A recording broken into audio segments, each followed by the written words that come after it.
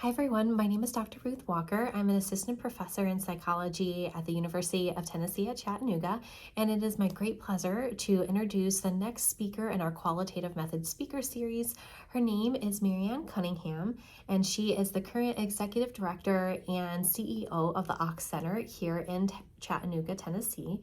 She comes to us with master's degrees in statistics as well as sociology and with over 38 years of experience in program evaluation. And we are so fortunate to have her because she is going to talk to us a little bit about what is that like working in industry research and being contracted to perform and conduct research on behalf of others. So the Ochs Center has been operating here in Chattanooga since 1962. It provides research and data analysis services for both local nonprofit organizations as well as local government, and they use both qualitative and quantitative methodology. So we are very fortunate to get to hear a little bit more about what that research experience looks like in the industry. And Maryanne will also give us a little bit more of a background on her personal training and experience. Hi, well, thanks for having me today. I'm glad to be here. As Ruthie said, I am the new executive director of the Ochs Center in Chattanooga. To give you a little bit idea of my background, I have a master's degree in rural sociology and a master's degree in statistics. I worked for 2 years as a research assistant in the Department of Agricultural Economics and Rural Sociology, and then I went to work in the College of Social Work on a 6-month grant and stayed 38 years, working as a research associate, a manager, a coordinator, and then the director of program evaluation and software engineering services. And then I was interim director for the organization for 6 years and went back to doing program evaluation, my first love. And I left there about 1.5 years ago, and I lasted in retirement for about 6 months. And I went to work at the Ochs Center in Chattanooga. And as your professor said, it is a nonprofit organization serving the Chattanooga region, those 17 counties. It started over 60 years ago, funded by the Ochs family, who are the people who started, Adolph Ochs started the Chattanooga Times and the New York Times. And there was an interest in providing information about disparities in the community.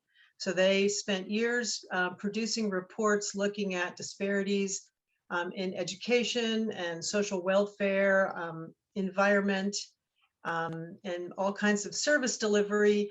They went dormant for a number of years, about 10 years ago, and the board stayed active and recruited a very part-time executive director for 2 years, and then I have replaced that executive director, put him on the board, and I am a little bit more part-time executive director as we build that center back to what it was in its heyday.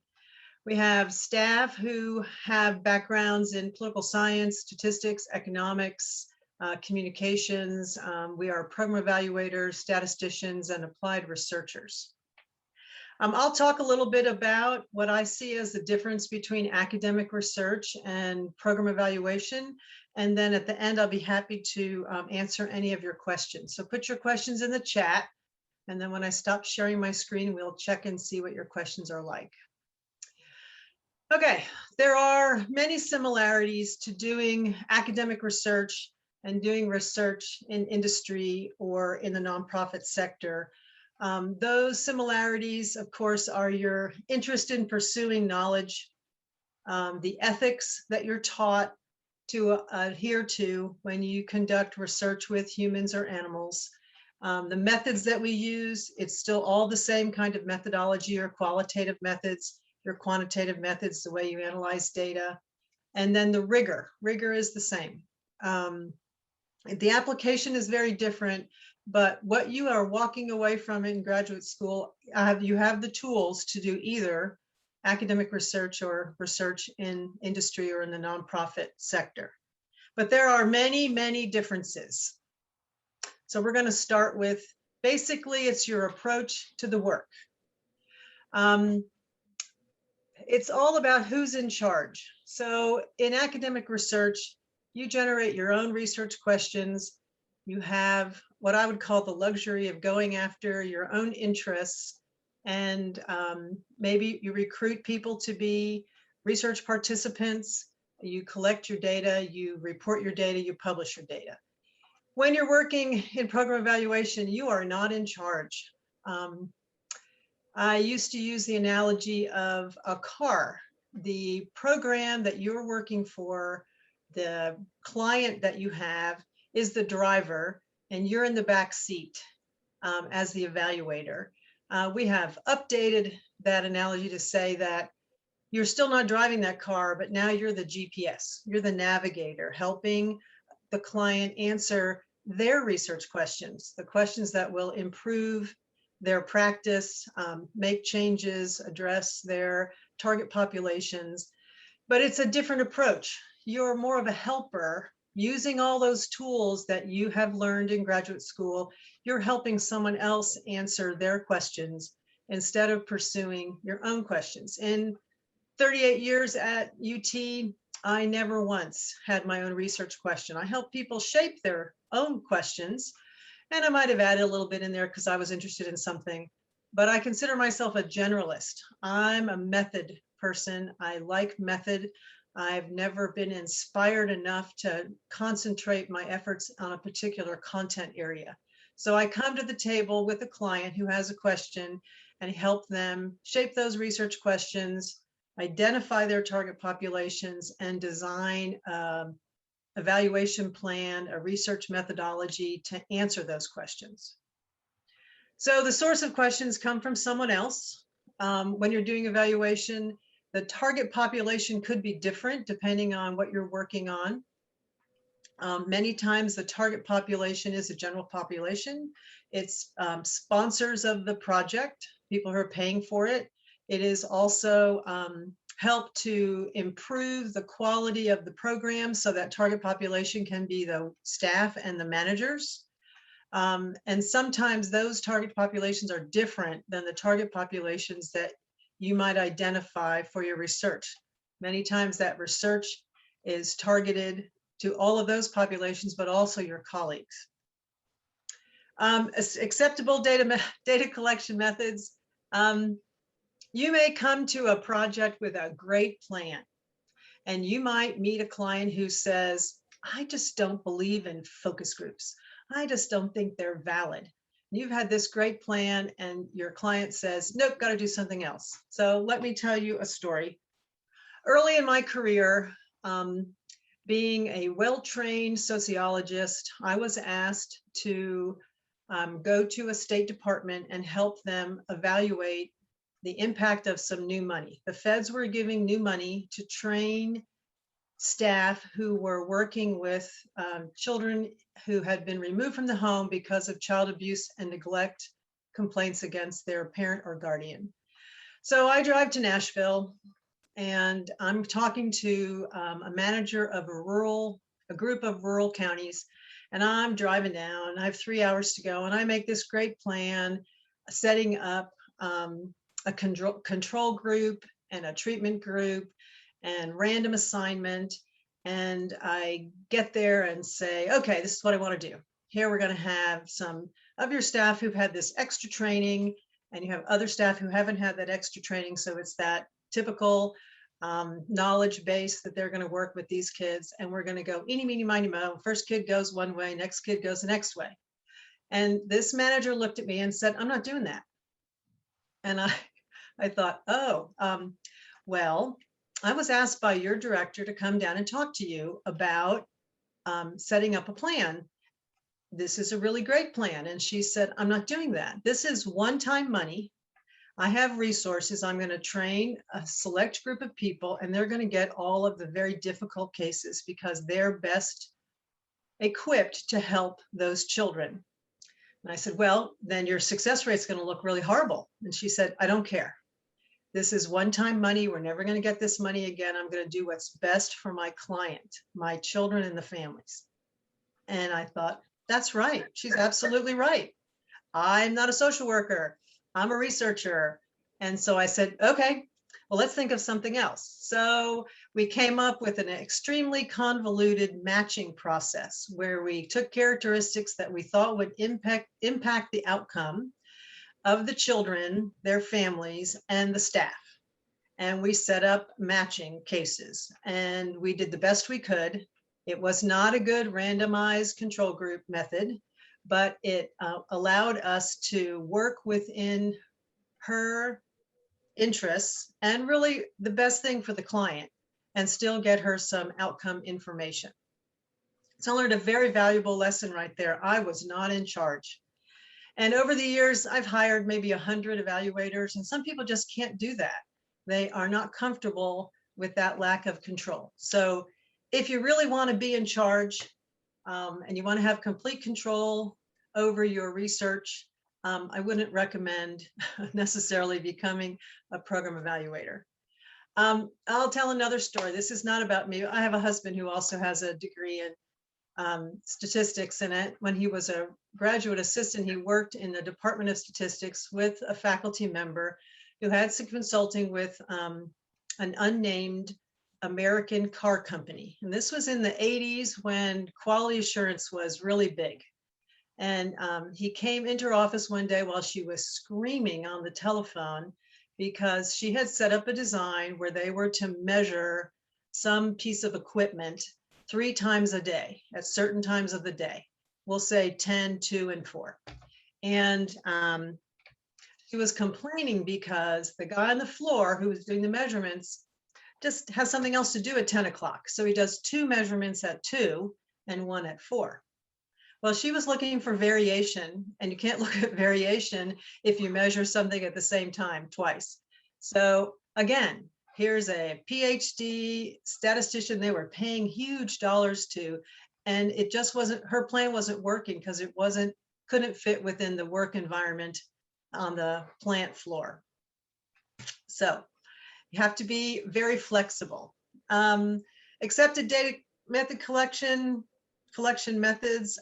We've had clients, again, I said, didn't believe in focus groups. So we sort of contrived our focus group to include a survey in it. And because it was collecting quantitative data in that little poll, she would then listen to the focus group results.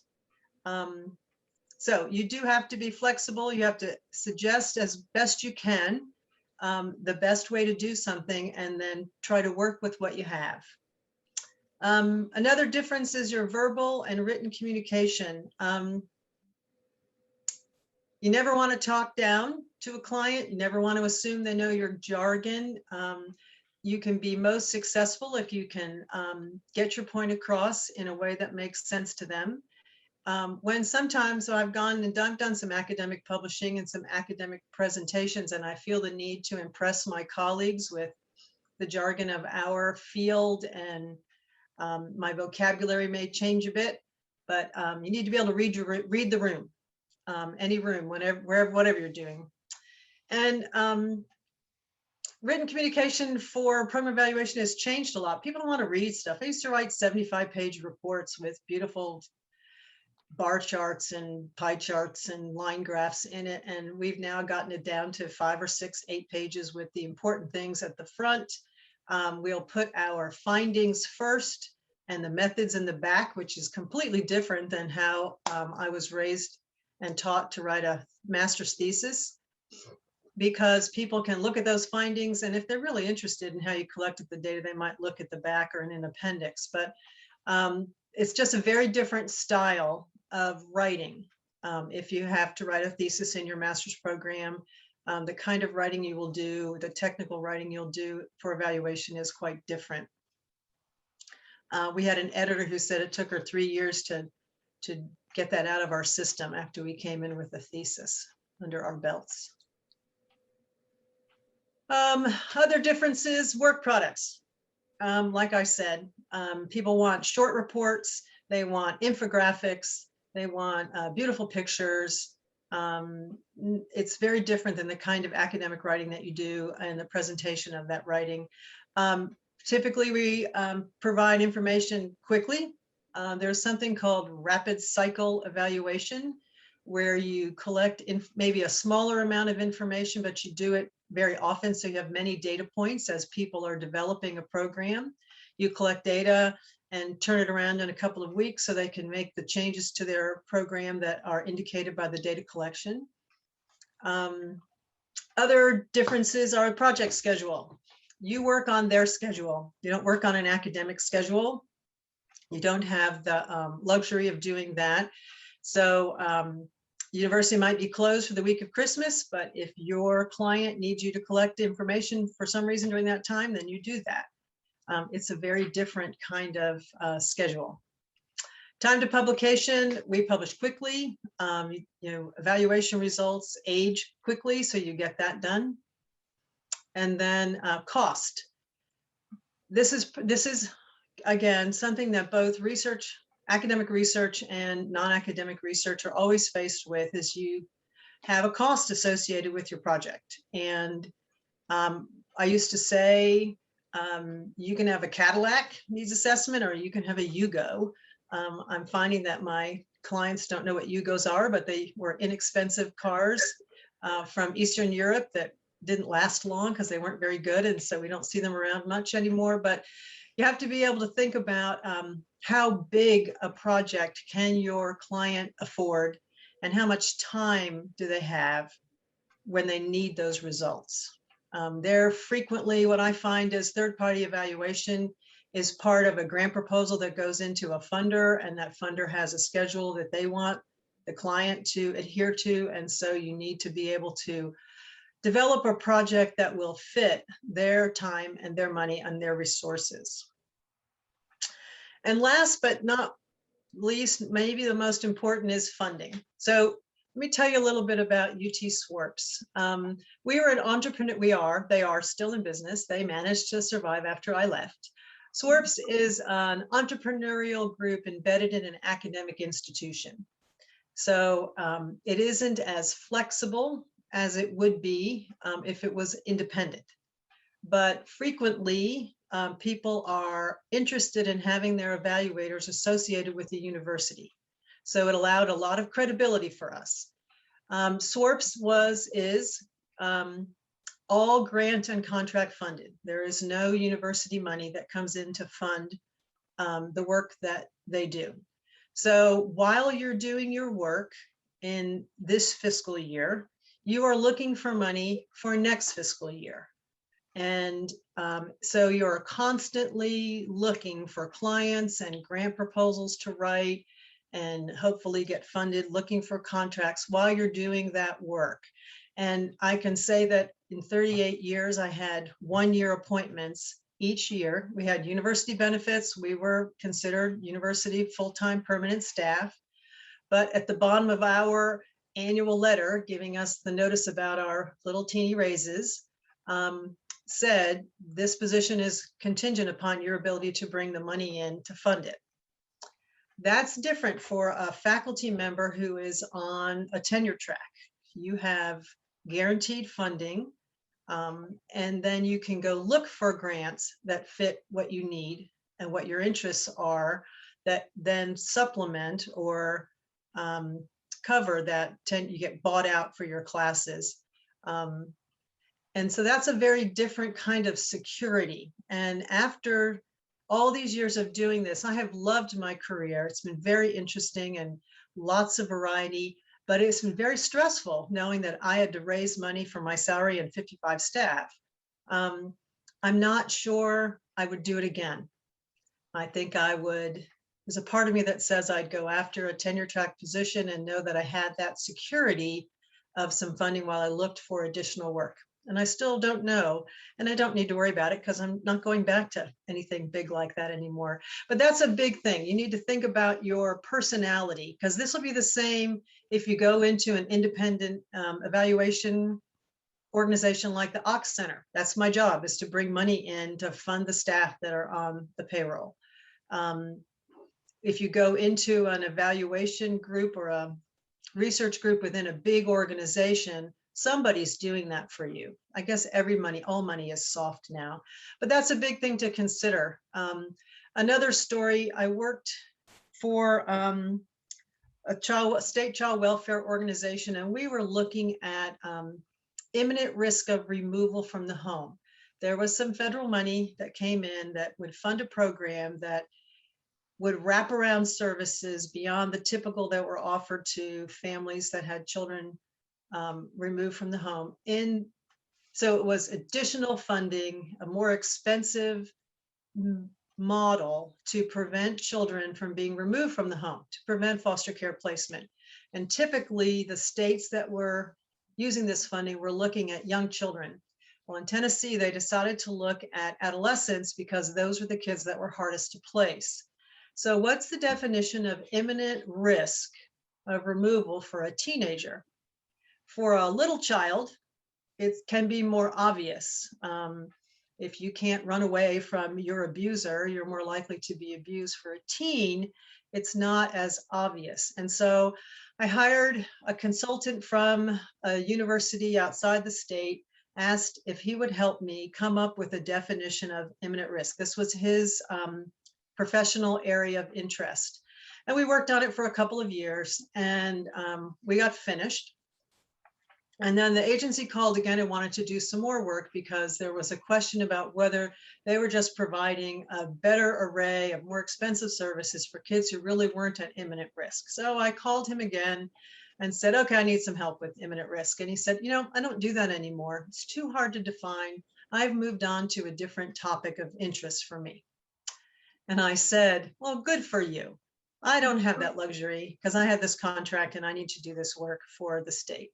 So thank you very much, and good luck with whatever it was he had moved on to. So there is less flexibility for people who choose to live on a soft money lifestyle, doing program evaluation as opposed to doing academic research that's supported by the university.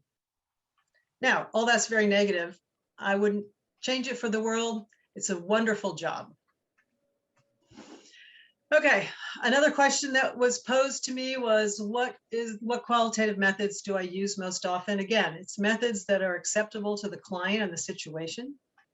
I had a statistics professor who said, when you go in to meet with a client and the client says, you know, I really want you to do a t-test, because that's what he learned in graduate school or what he remembers from graduate school. And a t-test really isn't appropriate for the situation. What are you going to do? You're going to do a t-test, and then you're going to do the analysis that you also think needs to be done because we want to keep the client happy. So we look at for methods that are acceptable to the client and the situation. We look for things that are cost effective. Most people right now want a mixed method. I came in as a quantitative researcher into the College of Social Work. I got my statistics degree after I got there, and I learned to really appreciate qualitative methods because mixing them together, you get the hard numbers that people think are important, but then you get the richness of qualitative research to put some flesh on those bones. So we typically will do both. And in evaluation at the early stages, when you're looking at the process, it's more qualitative. When you look at outcomes, it becomes more quantitative, but there's always a mix there. So we'll do focus groups, in-depth interviews, online surveys, telephone surveys.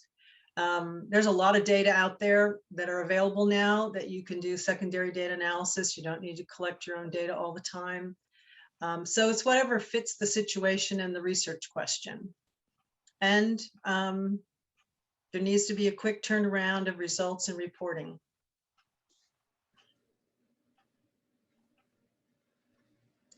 Okay, another question, how to prepare for a career with a research or evaluation group. Okay, I did this in several different ways. If you're looking for an entry-level position in a large firm, you can come in as a specialist in quantitative methods, because you're with a group of people and those specializations will be spread across the group. To get that position, you need a master's or a doctorate, coursework in qualitative methods and analysis. It'd be really great if you could pick up a course in program and or training evaluation. There's a lot of training evaluation work out there, and it's more than just that satisfaction survey that you do. There's lots of ways, interesting ways to do evaluate training and its impact.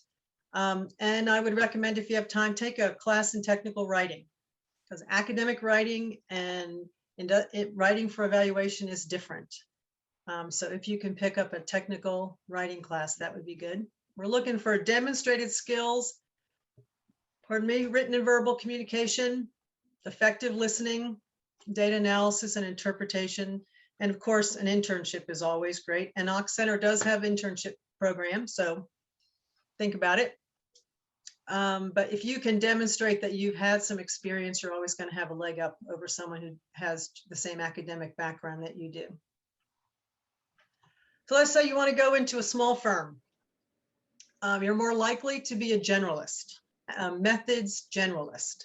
So you need some coursework in qualitative and quantitative, a good methods class. Some statistics wouldn't hurt. It would be very helpful for anybody if you had some skills in infographics. And I'm not plugging, I don't get any kickback for this plug, but I went to see a presentation by Stephanie Evergreen, who did her PhD dissertation work on infographics. And she's got a couple of very good books and a tutorial on how to set up infographics, and everything she does is done in Excel. So you don't have to buy a fancy piece of software or a subscription to do infographics. But people really like pictures. More and more, we're getting our results from our research down to what we call a two-pager, back and front. So somebody can take that two-pager and hand it out to a sponsor, to members of the community, to stakeholders and decision makers. And they have that report back at home, but they just have the gist of things in a two-pager. And so infographics are all the rage right now. And it'd be good to know some strategic planning. I'm always surprised that people want their evaluators to help them with strategic planning, but I'm doing some next week. So I've done strategic planning for all kinds of agencies. And so that's another good skill to have in your back pocket when looking at a small firm. If you want to move into management, all those things I said before, but you need some coursework or experience in project management, personnel management. So if my client wants a needs assessment and they need it done in 6 months, how do you decide who's going to do the work? How much is it going to cost? And what are the items in the scope?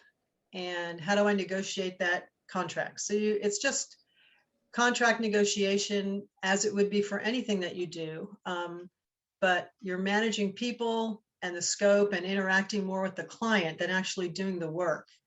So we've had several people who love the work, but don't want this part of it. And then you have people like me who I loved the work, but I really like dealing with the client more. And so this is for a select group of people who have the work under the belt, but would like to move into something a little different. So you need to know the work so you can explain it and describe it to a client, and then figure out the components of the project and how much time it's going to take and what kind of resources you need and how much it's going to cost, and then negotiate that contract. Okay, the important consideration: do you specialize in a content area or not? And I don't know the answer to this question. I chose not to specialize in a content area. I marketed myself as a generalist. What that allowed us to do was to work in the same geographic area. I'll be very honest, I did this at a point in my life when I had young children, and I didn't want to travel. I didn't want to become that expert in a certain content area and then have to travel all over the country and work on projects in just that content area. I wanted to be able to use my generalist skills and apply them to many different topics and stay at home. Now with so much virtual work, it's not such an issue anymore. So if you have a content area that's really interesting to you? Is it optimizing a process, any process? Is it optimizing a particular kind of process? Is it child welfare or quality assurance? Then you have that specialization that goes along with your methods. If it's all interesting to you, so it's all about depth. Do you want a deep depth in one area or a shallow depth in many, many areas? I always say I can talk for 10 minutes on any topic at a cocktail party because I know a little bit about a lot of things. And then ask me about statistics and I can drone on forever and ever. So this is really something you have to decide. Do you want to specialize in an area, or would you rather be a generalist and apply your generalist skills to lots of different areas? And I can't tell you which is best. Okay, here are my final thoughts before your questions. So start typing in your questions. Conducting evaluation and applied research was very exciting and fulfilling. It's just fun to watch agencies look at your data and say, oh, that's interesting. I'm going to make this change. It's very rewarding to see your impact. So another story, I work with community action agencies across the state, probably in the 90s, when the feds decided they'd had enough of hearing about outputs. So I know how many food baskets you provide. I know how many utility payments you provide. I know how many beds were served by the homeless, but I don't know what that meant. So they wanted them to convert their thinking from output to outcome. What's the impact of giving those food baskets? What's the impact of providing that homeless shelter? What's the impact of a tutoring program? So several of us were tasked with going around the state and teaching people the difference between output and outcome and changing a long-standing data collection process and thought from one to another. And people came to those meetings with their arms across their chests, with frowns on their faces saying, I'm not doing it. So we talked about how to ask the questions, where to collect the data, how we were going to analyze the data, and then we asked them just to give it a try on one or two things. And they came back the next time without their hands across their chests and with smiles on their faces saying, this is terrific. What a great story we can tell now to people. And our staff feel so much better about themselves because they see what a difference their work has made in the community and with individuals and families. So it took a lot of persuading, but we were able to move the needle for them. And now they're all about outcomes, and it helps with their funding. Sponsors like to know the impact of their giving and meets their federal requirements. And so that's just an example of a rewarding experience I had helping people use the skills that I have and taught them to make a change in their organizations. If you're thinking about program evaluation or research as a career, and you think you would like to see movement in your career, I really recommend you going and getting your doctorate, some terminal degree. I don't have one. I have 2 master's degrees. And when I got my second master's degree, my dean leaned over in my ear and said, next one should be a PhD. I hit a glass ceiling, and I would recommend that if you really think you want to go into this field, go on and get your doctorate, because it will allow you to have more flexibility in your career and assume other greater positions in the field. If you're interested in evaluation, I would join the American Evaluation Association and join as a student because it's cheaper when you're a student. There's a national organization. They have really great conferences. And then there are local chapters. And I'll be honest, I don't know if there's a local Tennessee chapter because I belong to the chapter in Florida. The evaluator who trained me as an evaluator, because I came out of college as a researcher, belonged to an organization in North Florida, because that's where she joined. And I have always been a part of them. They have seminars and workshops and annual meetings, and you get together with other evaluators to learn from them and share information and share data. And it's just nice to be among your peers. So I think that's all I have, except to say, here's my disclaimer. These are my opinions and just my opinions, and they don't reflect the Ochs Center or UT SWRPS. So in your needs assessment, you're looking for perception and some quantitative documentation.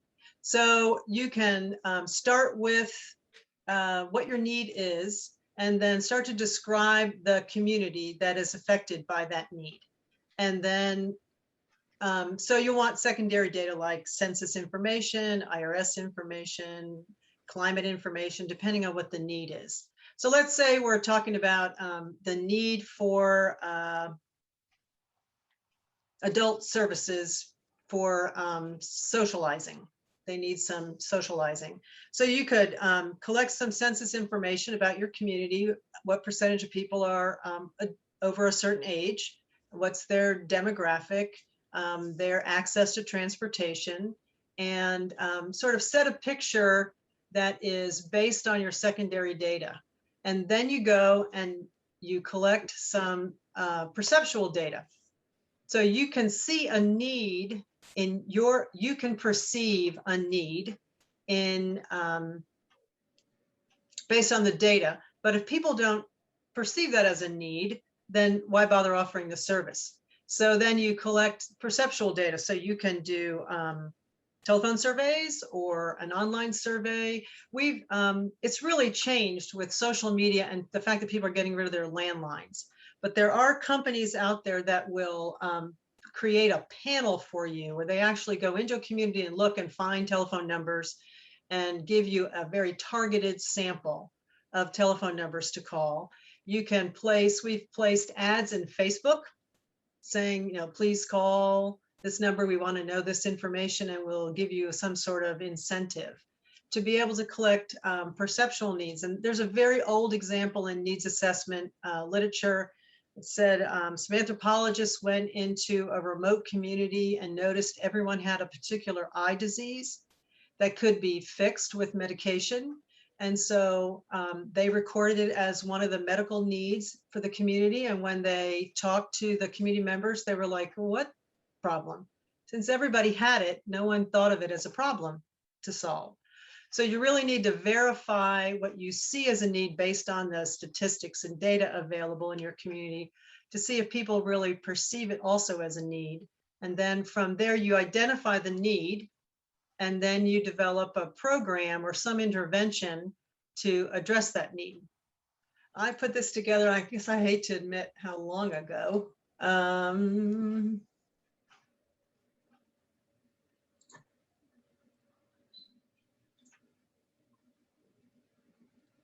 We did a lot of training needs assessment when I was at SWRPS. In fact, look, 2010. But there is, I'll also send this one because this is just really great. Right, if you want to talk to a client about what's important in training needs assessment, the level one is what they all want to do: reaction, reaction, reaction, because you hand out a sheet. Okay, who knows about the pre-test, post-test model of training needs assessment? Okay, what is it? You give them an assessment at the beginning that says, how much do you know about these 5 topics? And then you give them an assessment at the end that says, now how much do you know about these topics? Well, how do you know they have the same frame of reference? Who's gone to a class thinking, I don't really need this training, I know all this stuff, and then you go and think, ooh, I didn't know any of that. So we do something called a pre then post method, where at the end, you ask people, how much did you know about these topics before you got here? How much do you know now? So they have the same frame of reference of assessing the information they learned in training, because after the fact, they know what they knew before, which typically isn't as much as they thought they did, and then how much they know now that they're finished. There are several really good references to establish the validity of that technique. But one is very easy because you only have to collect the data once. And you don't have to worry about trying to match up who said what when, and you don't have to ask for any identifying information because you have it all on one piece of media, whether you do it online or you do it in paper.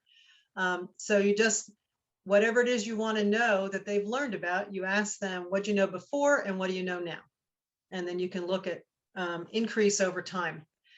But level 1 is reaction. I assume you can see my screen, I'm hoping. And then level 2 is, what'd you learn? So you can give them a knowledge test. But the real question is, what do they remember? So if you have the luxury of a large budget, you can ask them at the end of training, what do you know now? And let's do this little knowledge test. But it'd be really nice if you went down a couple of months to see what they remembered. And I have had many a conversation with the client saying, how long can I wait before they forget? And because, you learn something, but if you don't use it right away, you're going to forget it. And so I can remember having a couple of really interesting conversations with, can I wait 6 months? No. If we want to document they learned something, we have to do it in 2 months. So you can do that knowledge at the end of training. And if you can, you do a knowledge test later on to see what they've learned. And then, of course, you want to see if their behavior changes. This is where it gets expensive, because you have to go and someone has to go and observe behavior to see if they've learned how to use the tool, have they learned to deal with a client differently. Most of the things we were teaching were soft skills, but you can observe someone doing something on a floor in the industry. And then you have results. Is there a change in productivity? Is there a change in satisfaction from your client and your staff? Has the culture changed? And the big one is, of course, as you said, turnover. And this is the guru of training evaluation. If you're going to do training evaluation, go pick up one of his books. You can probably get it used because you can see how old this one is, from 98. He's written some other things since then, but he really set up a methodology for doing training evaluation. Okay, so a friend of mine and I, set this up. These are the community action people that I was talking about earlier. They are required by the federal government their money is federal money. It's the war on poverty money that started in the Johnson administration. They're one of the last groups of agencies that get direct allocation. Actually, it goes through the state now, but these are those. This is the safety net for communities, and every county in our state is covered by a community action agency. There are maybe a dozen now. So we did something on strategic planning, which we'll just skip through. Don't you love that? Isn't that pretty? And we'll get to needs assessment. Okay, so you got a plan or needs assessment. What's the scope? And you want to describe your target population. In this case, they were introducing their agency because they were setting up a needs assessment and then talking about how they were going to meet those needs. You have to describe the service area, the service needs, barriers to service delivery, obstacles, and the network. And then this is actually a presentation to managers. So if this is what you're going to do, this one is how you're going to do it. So again, how much time do you have, what your resources are, and how much time you've got, how much staff you have, what their skills are, and then the kind of money you can do to cover this. So you need to collect data. Are there sources that are easy? There's an interesting website called Community Commons. It has a lot of really interesting data compilation that you might check out. It's all free. And then how are you going to collect the data? So if you have the technology to do an online survey, you can do an online survey. If you don't, then you have to think about your clients are coming in. Could you give them paper surveys or have an iPad available? And then how are you going to use the data? So these are the things that help you decide the scope and size of your needs assessment. How are you going to gather that data? And then this refers to ROMA, which is the outcome measurement framework they use in community actions. Some of this is very specific to community action. Then we have sources of data. Again, you can see how old this is. other sources, how are you going to describe your service area, introduce your agency, then you have demographic data coming up here. So this is all that secondary data that you can use to describe your population. And of course, depending on what you're doing, will determine what you really need. This is very social service oriented. They're trying to demonstrate the need to get that federal money to provide that safety net. And then we get to cultural diversity, and we're talking about childcare. This must have been when we were talking about getting federal funding to start some childcare slots. And then you get your perceptual data. And you can't just get data from your clients because they're a specific population. You need to get data from, ideally, people who fit the same characteristics of your client population, but have not sought your services. And that is a very challenging group of people to identify. And then depending on your need for community support for your funding, you might do a general survey of the population, a survey of the general population. We did a lot of United Way surveys over the years, and United Way likes to get input from the general population as to what they think is important in the community and services that are needed, because their funding comes from the general population through workforce and workplace campaigns.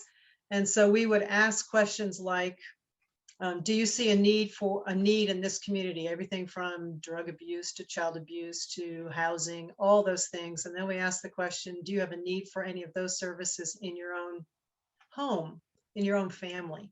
So we got to sort of do some estimating on the needs for certain kinds of services. So depending on who you will need to collect perceptual data. Your target population will depend on, I'm sorry to use this word, the spin you want to put on your report. And you can collect those data in lots of different ways: surveys, focus groups, community forums. You can have, if there's some sort of community event, you can have a table at the community event, have an iPad there and ask people to answer questions. Any creative way to get input from people cheaply. And then how are you going to decide what method you're going to use? Of course, what I said, time, talent, technology, and funding. And then who do you need to survey? So this is talking about a whole variety of target populations. Yeah, sometimes you want to talk to the mayor and county commissioners. You want to talk to other stakeholders in the community, in the faith community, in the industrial community, the Chamber of Commerce. Sometimes if you're working in a needs assessment within your own, like the need for training. So how do we know about a training need? We talk to managers, we talk to workers, you talk to executives, everybody, and get people's perception. So another big project I did, which was a major interesting faux pas, was 3 state agencies wanted to know the training needs of their entry-level, I think it was child welfare workers. So I developed a very long survey, way too long. Again, in my youth and my zeal, I went a little overboard, but it was a beautiful survey. It asked, we came across a list of the tasks that a child welfare worker would have to do. And there were hundreds of them, several hundred of them. And we asked the question, how often do you do this task, and how important is it that you do it correctly? And the example I was used is, you may testify in court, you may not do it very often, but you better do it right. And so through the how often do you do it and the algorithm of how important it is, that information was given to the curriculum designers, who then designed a multi-week curriculum so that we could meet the needs of those entry-level child welfare workers. So to get that list of tasks, we had to talk to seasoned workers and their managers and executives, and then look at the law and talk to the legal team to get all of that together. So you just need to think about who needs to put input into your needs assessment for several reasons. One, to have good information and to have buy-in. I mean, I've asked questions of people, to be honest, that I didn't really care what they thought, but I knew that if I didn't ask them, they would never approve the project that the agency wanted to do. So, you know, the politics of everything, including research. So think that through, who needs to be in the survey. And then of course there's a whole blurb on sampling, which we need not go through. And then we talk about focus groups. This is all about methodology. You guys all know about focus groups, having finishing up a qualitative research class. And then we categorize the needs and you look at gaps. Okay, and so how do you decide who's going to decide what the gaps are? This is actually really fun to do. You take your needs assessment information and you go back to a group of stakeholders, however you define them, and say, here's the need. Here's what we have. How are we going to come across? Because, you know, needs assessment is all about what you need and what you have. And how are we going to broach that gap? And then there's just other things in here. It's a beautiful picture, what to do with the data, but I'll send this to you too. And we just talk about data analysis and of course, data visualization, which I just really want to impress upon you. If you can come to a job interview with a beautiful 2-pager or 1-pager with some data that you found on the net, you will impress, you should impress anybody you talk to, because people want to see beautiful stuff, which I wouldn't call that beautiful right there. Yeah. And, you know, I will tell you, living in a family of statisticians, I have a husband who's a statistician, a daughter's working on a PhD in optimization. And of course, then we have a philosopher in the family who didn't follow in the family footsteps. We can talk all day about how 2 of them hate pie charts and 1 of them loves them. So you also have to know what your client likes. We had a client who hated pie chart, but loved a horizontal bar chart, loved it. So our pies turned into bars. So, okay. A question for you. Yes. So you talked about a job interview. So I have read just in some like academic message boards about people who want to get into the research industry and do that, but are struggling making that transition because they don't know how to take the jargon out. So have you experienced that with people trained in academia who want to get in that, and how would you recommend making that transition? I don't know. I mean, I always have been told that I can read a room and talk on someone's level. And I have listened to other colleagues of mine throw around like optimizing your process. I just said that. Well, what does that really mean? It's an efficiency. So optimization might not be a word that someone's comfortable with. But I think you have to step back and think about, I mean, we get so used to jargon because it's so easy. It's so much quicker than having to explain something in a different way. So I just think you have to think about, so I'll tell a silly story. My husband was the first one in his family to go to college, and he loved college. So he went several times and has a couple of extra master's degrees. And when he was home visiting his family, he said to his older brother, he said, so you have this statistics degree, what are you gonna do with it? And he said, you know how the Chips Ahoy chocolate chip cookie company says there are 16 chips per cookie? I'm the one who figures out how many chips have to go in the batter to make sure that average comes out. And his older brother said, so you went to college for 8 years and you're gonna count chocolate chips? And he said, yes. Now that's a little silly to think about, but just think about when people talk to you about things you don't know anything about or don't know much about, you don't want them to talk in language that doesn't make sense to you. You really want them to say it in a way that they can understand it. And so you might bring it down a couple of levels, and then when people talk back and throw around a few terms, then you can sort of bring your level back up. And it's just good practice to learn to read a room, practice on someone, practice on a friend who isn't in your field, and see if you can get that language going. That's not much of an answer, but it's the best I can do. Oh, that's good. And Audrey had asked, do you think that a research job like this would be a good position for someone who wants to wait a year or two before jumping into their doctorate for like financial or other reasons? Oh, absolutely. I can't tell you the number of people that I trained to do evaluation who went on to get a PhD somewhere else and are now faculty elsewhere or working in big organizations. You have the skills with with your master's program. You've got the skills to be an entry-level evaluator.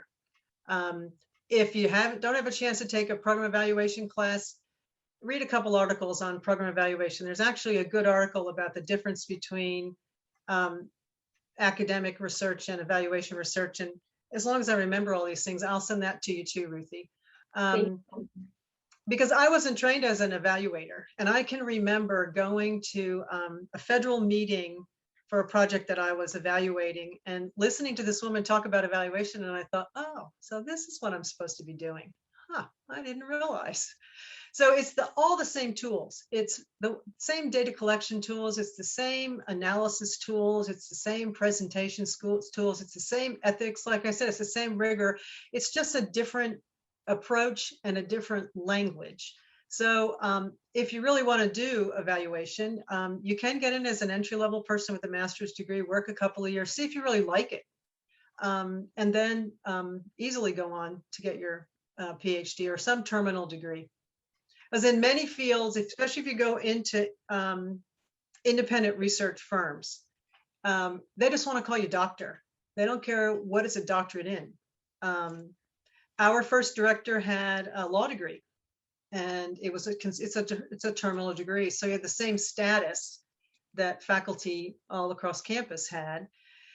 And 10 years ago, I would have said it's not that important if you're not going to be in an academic institution doing evaluation. But I do find that the people you see presenting at the American Evaluators Association and other people that I know in this field all have doctorates. So, if you're happy doing the work, and I want to say this in a positive way, and having a lot of direction, then you can be a master's person in an evaluation community. But if you want to have a little more autonomy and really are comfortable working with the client-facing person, I really would recommend getting that doctorate, but you don't have to get it right away. It's good to have experience. Well, I will say the one thing that I really benefited from, and I'm sure it's the same at UTC and other institutions, was as a staff person, I got 9 hours of academic credit for free.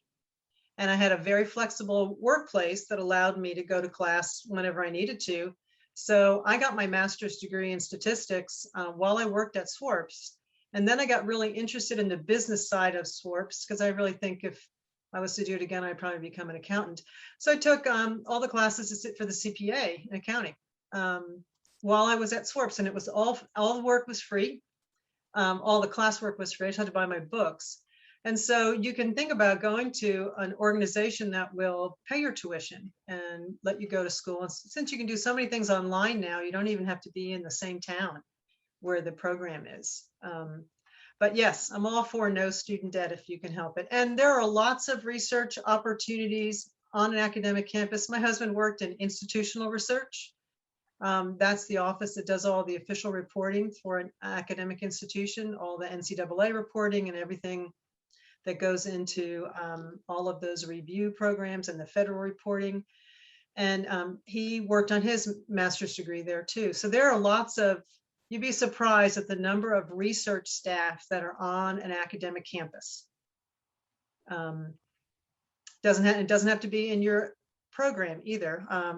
At SWRPS, we used to joke there was a time when there were like 110 of us and we only had 4 social workers in the group, because when I was going through school in the 80s, there weren't many social workers who were getting research degrees. So they relied on psychologists and sociologists to do their research. And that's changed. They've made a big effort to start PhD programs. And so we hired sociologists and political scientists and anthropologists and economists. And we would joke that every once in a while we'd have our token social worker in the group. So, and I worked with a bunch of IO psych people too, who worked in a social work research group. So I would recommend looking and seeing. If you join the American Evaluation Association, they have a job board. And there are people who are looking to be consultants, so you can like post yourself as a consultant. And there are organizations that are looking for applicants. So what other questions do we have? I had a question about who your clients are more, not specific, but what type of industries do you usually recruit people from, or like federal or if it's state level? Because we were in social work, we had a long-term 40, I guess it's been in business, we've been in business 40 years. So SWRPS has been around for 40 years. And SWRPS mainly works in state government. So over the years, we've worked for human services, education, children's services, juvenile corrections when they were there. There's a funny story there. Adult corrections and DIDS now, developmental disabilities. Small governments, Knoxville city government, the county government, all kinds of governments. Did a lot of work for United Ways over the years. I took a job doing the community survey for United Way in some place in New York State. And I don't know if you can tell from my accent and the speed with which I speak. I'm from New Jersey originally, though I've lived here most of my adult life. So you can't really say in a job interview, do you have a New York accent? We need people to sound like the people that we're calling. And so I hired a bunch of people, and then I asked in the training group, how many of you are actually from the Northeast? And it was like 3 out of 20. But we did a bunch of United Way work, done lots of nonprofit organizations need an independent third-party evaluator. So I really haven't talked about that. So there's one thing about doing internal evaluation. Someone spoke about being part of a training evaluation team within your organization. There's a lot of value in doing your own internal evaluation, but when you want to use your results to tell a sponsor or a funder, hey, look at the great work we're doing, sometimes they get a bit suspicious because it's internal. So a lot of agencies rely on independent third-party evaluators who don't have skin in the game necessarily. So you can collaborate with all kinds of agencies that are going after federal money or state money because they need an evaluator. So I've worked with child and family services organizations and health departments and you name it. I even worked with the geology department because they were doing an educational program with community colleges, and we had to help the geology department go through their first IRB because they don't typically do research on people. They look at rocks and water. So that was interesting to even try to explain to a geologist what an IRB was. So that's the fun of evaluation. If you're a generalist or even if you're a specialist, all kinds of people. And there are a lot of very large evaluation groups. The Urban Institute is one. University of Michigan has a big program. It depends on where you want to live when you get out of school, but they all hire people at the master's level. And as long as the federal money keeps coming down to fund programs, there will be a need for an evaluator. There's GIPRA was put in the 80s, and I can't remember what it stands for, but it requires an evaluation with programs funded by the feds, and we all called it the Evaluators Full Employment Act, because that's when evaluation really flourished, was when the feds decided that they needed to make sure that we could see some impact. And then I talked to a friend of a friend a couple of days ago, said, oh, you're a member of the American Evaluation Society. Do you know my sister? She works all over the world doing evaluation. So opportunities are there. Oh, so let me tell you a funny story while we have some time. One of the jobs we had back ages ago, the state, there is a federal law that you must keep adults and juveniles out of sight and sound of you must keep women and juvenile offenders out of sight and sound if you have them locked up in a jail or a lockup across the state. And this was a very big issue back in the 90s. And so the feds were coming in and saying, if you can't demonstrate that X% of your children and women are out of sight and sound of male offenders, then we're taking away your federal money. And so they did an assessment across the state, and they failed. And so they instituted some rules and regulations, and we had a contract to go out and visit every county jail and city lockup across the state of Tennessee. And there are many of them. In fact, one was, unfortunately, a huge cage-like thing in the public library where they kept kids so they would be out of sight and sound of men. So I hired a bunch of people to go across the state and check the books. You have people signed in. This is in the days before really good automation, and to see where people were held and see what the book said. And first time we did it, they didn't pass again, and they did some more work, and we went back out a second time. And so the funniest story is we all got back together after training to talk about their experiences. Was a guy was in some rural county and had gone through all the paperwork he had to look through and filled out his form, and he asked the man who was helping him to sign. And he signed his name, and I said, I need your title. And he said, inmate trustee. And he said, well, where's the sheriff? Well, he's taken his wife over the mountain to the doctor, so I'm here in charge while he's gone. It'll be a couple of hours till he's back. And all I could think of was Mayberry RFD and Andy Griffith.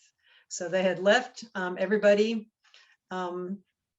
to the hopes that the inmate trustee would behave himself and do what he was supposed to do. So you never know what you're going to encounter. That's the fun of all of this. And one United Way survey we did, we had a really great interviewer, and she had two interesting calls one night. She called and said, I have a 15-minute interview. And the woman said, well, I'm going through labor, but it's not time to go to the hospital. So if you don't mind me stopping for a few minutes every once in a while, I'll be happy to answer your questions. It gives me something to do. And so Phyllis said, sure. I have several kids. I'll just wait for you when you need to take a break. And then she also was proposed to by a man in Virginia. And she said, well, we really need to finish the survey first, because she didn't want to impact his outcomes or his answers. And then she said, sorry, I'm married, but it's been very nice to talk to you. So lots of interesting things happen and great stories to tell. And it is a very rewarding career to see change. You are a change maker, and it can be very fun to see that, especially if the changes go the way you want them to.